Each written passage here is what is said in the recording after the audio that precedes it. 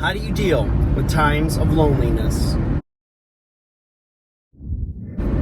Hey guys, welcome back to 5nothing100nothing.com. I am Fuggit. And that stands for the fittest underdog guru using intelligent tactics. And guys, from time to time, we all go through little bouts of loneliness, right? Where you feel alone, and you might be surrounded by people all day, right? Could be your work, could be at home, your personal life, and you can't help shake it sometimes where you just feel alone.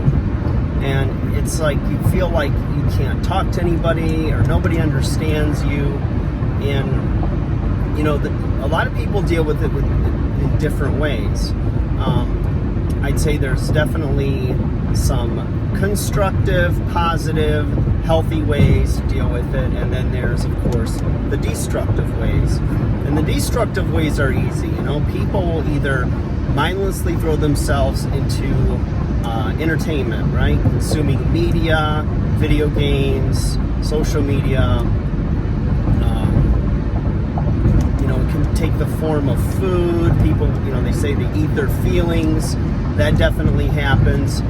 You have binge drinking, maybe drugs, perhaps even, getting into unhealthy short-term relationships. But whatever it is, when you deal with it in an unhealthy way or a destructive way, it really in the end robs from you. It does not make you feel any better, and it does definitely not heal the pain.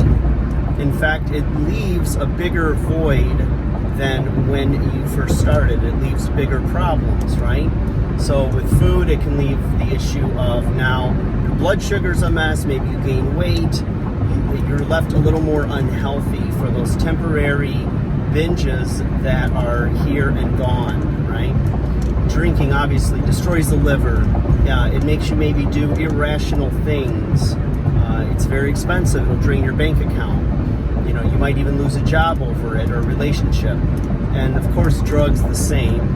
And with all of these things, I think the obvious the negatives rather are obvious.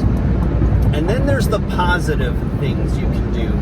And the positive things generally, at first glance, are not the most appealing because they're going to take a little work on your part. And you're not really escaping pain in the short term. And in some cases, you're actually creating more pain, right? The pain of change. But the pain of staying the same has got to be bad enough that you're seeking out a permanent solution, right? A healthy, long-term solution. And that is exercise, releasing stress. The benefit is that your body is going to look better. You're going to be healthier. You're going to be more attractive. You might even improve your self-esteem and be more likely to have better social interactions, maybe even changing and upgrading your social circle. There's a lot of benefits to that. Eating healthy. You know that short term it's going to be painful because you got to meal prep. Maybe you got to totally change the things you are eating. Get rid of any sugar addictions that you might have, or just the withdrawal pain of having foods that you really enjoy, be out of your diet. So you have a little bit of self-discipline and self-denial. When you decide to better yourself, maybe it's upgrading your skills and getting more education. So that's a financial drain, an investment of your time and your resources that maybe you don't buy that new car, you drive the used car another year and go to school. Now you're losing a little bit of sleep because you're studying.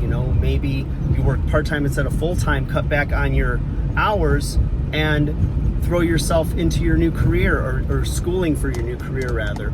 There's a lot of things that a healthy behavior when you're lonely is going to do that is going to cost. It's going to cost you something. It's sacrificial. Those are kind of the bigger things, right? Looking at, the big, massive things you can do to change your state.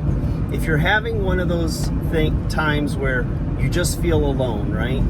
I guarantee you somebody in your little phone Rolodex, so to speak, is feeling it too, and they would probably love to hear from you. Call a friend, call your mom, call your son or daughter, reach out to somebody, and just because you don't have to just call them and dump on them about your life or anything, but first see how they're doing. You don't want them to think that you only call them when you have a problem or you feel lonely. You want them to feel that they can reach out to you as well when they're feeling that, because when the tide turns and you don't feel lonely anymore, or you're just doing your thing and you're not really feeling these emotions anymore, it's real easy to just tune out other people and focus on yourself. I think that's our nature. It's our human nature, maybe survival mechanism, whatever it is. And but you've got to extend that invite, that olive branch. You got to be vulnerable and reach out and be willing to be rejected or hurt. That's okay, but people will know you're there. They'll know that you care, and it gets reciprocated when you take the time, invest, and build those types of relationships. It will come and pay you back in dividends, and you'll feel really good about helping out a friend or a family member in need when they're feeling alone and hurt as well. It's about building better bridges, you guys, building it better than it was before, repairing the old. Sometimes the old bridges get wiped out, relationships end for various reasons. Maybe somebody dies or moves away, and it's not the same. And life is like that. Life is never the same. Change is the only constant. I've said it a million times, and it's true. Just live long enough, you'll see that your life in 5 years, 10 years looks completely different than the life you're living today. Just think about the last 5 or the last 10 before that. It always changes. And hopefully you're taking the steps to make it better for yourself. And realize also, on a last note, that when you feel alone, the positive outlook on all of that, right, the glass half full viewpoint, in my opinion, is that you feel. That's a good thing. It means you're above ground, right? If you have no emotions, you don't feel anything, you've numbed yourself, then you got bigger problems. We're human beings, and we're designed to feel every emotion in the spectrum, and it's okay.